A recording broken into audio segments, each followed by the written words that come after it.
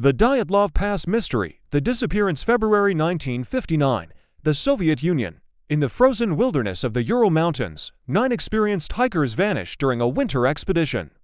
Weeks later, rescuers found their bodies in a scene that defied logic and horrified even the most seasoned investigators. A tent slashed open from the inside, barefoot footprints in sub-zero snow. Corpses scattered across the landscape, some frozen mid-motion, some with gruesome injuries, others eerily untouched.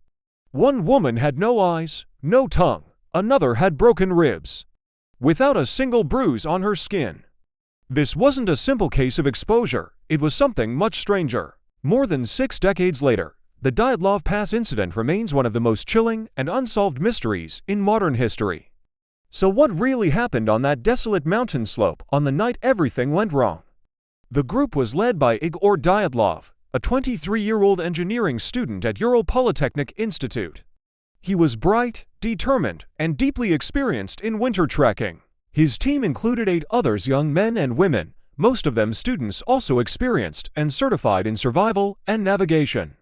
Their goal: to reach Mount Otorten, a remote peak in the northern Urals, during the dead of winter. This was a level 3 route, the most difficult of its time.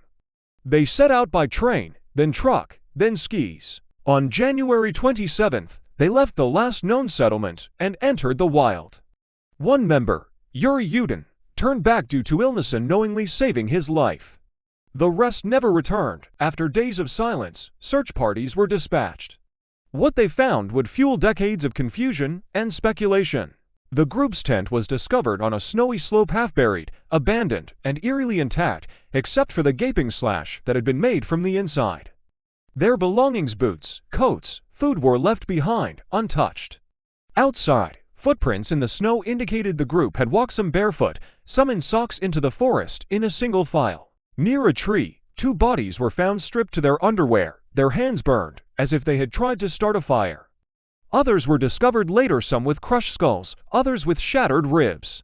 Most disturbing of all was the body of Lyudmila Dubinina, who was missing her tongue, lips, and eyes. Her ribs had been broken in a way that resembled the impact of a car crash, yet her skin was undamaged. The Soviet autopsy reports were vague. They blamed a compelling natural force for the deaths without clarifying what that force might have been. There were no signs of an avalanche, the slope was too shallow, and no snow had fallen recently. Plus, the tent remained partially standing, and the group had time to flee, meaning the danger was gradual, not sudden.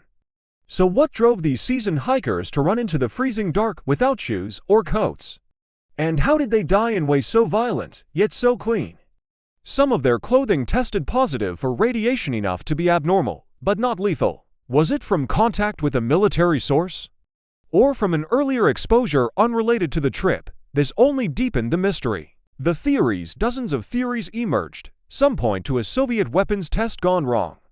The Ural region was known for its secret military activity, and perhaps the hikers stumbled into something they weren't supposed to see. Others argue the group was affected by infrasound, a low-frequency vibration caused by wind passing over the mountain, which can induce panic and nausea. Another theory: the hikers were victims of an experimental parachute mine explosion consistent with some of the internal injuries. There were even rumors of Yeti sightings in the area. UFO enthusiasts cited strange lights in the sky the night of the incident. Some speculated that local Mansi tribes may have attacked the hikers, though there was no evidence of struggle, and the Mansi people were never hostile. And then, there's the possibility of a deliberate cover-up. Photos went missing. Witness testimonies vanished. The files were sealed. Some family members were told to remain quiet. Could it be that the truth was too inconvenient or too dangerous to reveal? In 2019, Russian authorities reopened the case. Their conclusion: an avalanche. But experts quickly criticized the report, arguing the terrain didn't match typical avalanche conditions. And why would trained hikers camp directly in its path? Too many questions remain unanswered. Why the radiation? Why the surgical-level trauma with no external damage? Why flee without shoes unless you were more afraid of what was inside the tent than what lay beyond? To this day, the Dyatlov Pass Incident remains open in the minds of researchers and mystery seekers alike. 9 young people entered the cold silence of the Ural Mountains and never came back the same. What they saw, what they ran from, What killed them? It may never be fully understood, but the questions still echo. Was it nature? Was it human? Or something else entirely? The mountain still stands, quiet, watching, and its secrets remain buried beneath the snow.